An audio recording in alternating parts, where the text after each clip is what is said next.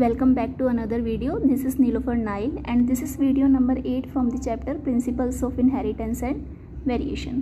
So guys, आज की class का टॉपिक क्या है हमारा? आज हम रीज़न डिस्कस करेंगे मेंडल को जो इतना ब्यूटीफुल एक्सपेरिमेंट था पी प्लांट के ऊपर, उसे रिकॉग्निशन क्यों नहीं मिली थी, वो अनरिकॉग्नाइज रहा था 1900 तक। ऐसे क्या रीज़न थे जो 1900 तक मेंडल के वर्क को पहचान नहीं मिली, बिल्कुल भी वो अनरिकॉग्नाइज रहा था। तो आज हम उसे डिस्कस करेंगे। सो आइए समझते हैं, ठीक है। एक बार रिकॉल कर लीजिए मेंडल के बारे में। मेंडल ने जो अपना एक्सपेरिमेंट था वो 1856 से लेके 1863 तक, यानी 7 ईयर्स तक किया था पी प्लांट के ऊपर। और मेंडल का एक्सपेरिमेंट किसके ऊपर बेस्ड था? हाइब्रिडाइजेशन के ऊपर बेस्ड था, हाइब्रिड्स बनाए थे, ठीक है। इतना तो आप समझ गए होंगे अब तक। जो मेंडल ने अपना वर्क है फिर 1866 में, याद रखना, पब्लिश किया था एक जर्नल में। बट कुछ ऐसे कारण रहे, रीज़न रहे, जिनकी वजह से मेंडल के काम को पहचान नहीं मिली, वो अनरिकॉग्नाइज रहे, अननोटिस रहे 1900 तक। तो आइए समझते हैं, वन बाय वन एक एक रीज़न को डिस्कस करेंगे। ऐसे क्या कारण रहे जो मेंडल का इतना ब्यूटीफुल एक्सपेरिमेंट था उसे पहचान नहीं मिली। आइए, सबसे पहला रीज़न क्या था? जो मेंडल का जो रिसर्च पेपर था जिसका नाम क्या था, एक्सपेरिमेंट्स ऑन प्लांट हाइब्रिडाइजेशन, वो काफ़ी ऑब्सक्योर जर्नल पे पब्लिश हुआ था। ऑब्सक्योर जर्नल मतलब जिसका सर्कुलेशन काफ़ी लिमिटेड था, ठीक है। मतलब उस बड़े बड़े साइंटिस्ट तक पहुंच भी नहीं पाया ज़्यादा, उसका स्प्रेड ही नहीं हुआ। और जिनके पास पहुंचा भी तो कुछ उन्हें खोल के भी नहीं देखा, ठीक है। और जिन्होंने पढ़ा भी तो उन्होंने इंटरेस्ट नहीं लिया। तो ये मेंडल के फेलियर का एक बहुत बड़ा रीज़न था, ठीक है। वो जर्नल ही सर्कुलेट नहीं हुआ ज़्यादा, उसका काफ़ी लिमिटेड सर्कुलेशन रहा। जो बड़े बड़े साइंटिस्ट थे, रिसर्चर्स थे, ऑल रिसर्चर्स तक पहुँचा भी नहीं, ओके।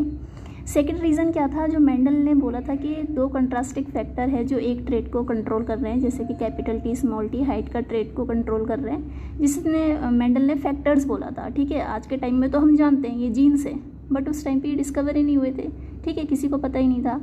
तो मेंडल वो एक्सप्लेन नहीं कर पाया था एक्चुअली कि मेंडल जो है इन कंट्रास्टिंग फैक्टर क्या, ना तो फिजिकल एग्जिस्टेंस को एक्सप्लेन कर पाया था, ना केमिकल नेचर बता पाया था। तो जो उस टाइम पे लोग थे उन्होंने इस वर्क को एक्सेप्ट ही नहीं करा। तो दूसरा फेलियर मेंडल के वर्क का ये था, दूसरा रीज़न। तीसरा रीज़न क्या था? जो मेंडल ने अपने एक्सपेरिमेंट में काफ़ी न्यू मेथड लगा रखा था, स्टैटिस्टिकल अप्रोच लगा रखी थी, मैथमेटिक्स अप्लाई कर रखा था, रेशो निकाल रखी थी, जो वहाँ के साइंटिस्ट के लिए काफ़ी न्यू और काफ़ी एडवांस अप्रोच थी, ठीक है। इसलिए भी उन्होंने इनके वर्क को एक्सेप्ट नहीं करा, ठीक है।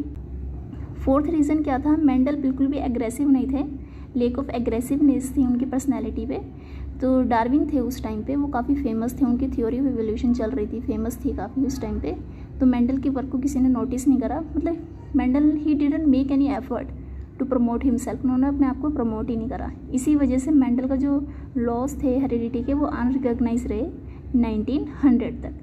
फिर 3 साइंटिस्ट जो हैं, ये देखिए, कार्ल कोरेंस जो जर्मनी से है, ह्यूगो डे व्रिस हॉलैंड से है, और शर्मैक ऑस्ट्रेलिया से है। ये डिफरेंट प्लांट स्पीशीज़ पर, ठीक है, इनहेरिटेंस को स्टडी कर रहे थे तीनों साइंटिस्ट। फिर उन्हें कुछ जब भी रिसर्च करते हैं तो ओल्ड रिसर्च पेपर उठा के देखते हैं। उन्होंने मेंडल के रिसर्च पेपर को अलग अलग जगह से पढ़ा, ठीक है, पढ़ा और समझा। तो इन्होंने डिस्कस किया कि मेंडल को अपने एक्सपेरिमेंट के लिए मतलब पहचान मिलनी चाहिए। इन्होंने स्प्रेड करा, एक्सपेंड करा और बोला मेंडल को फादर ऑफ जेनेटिक्स की उपाधि देनी चाहिए।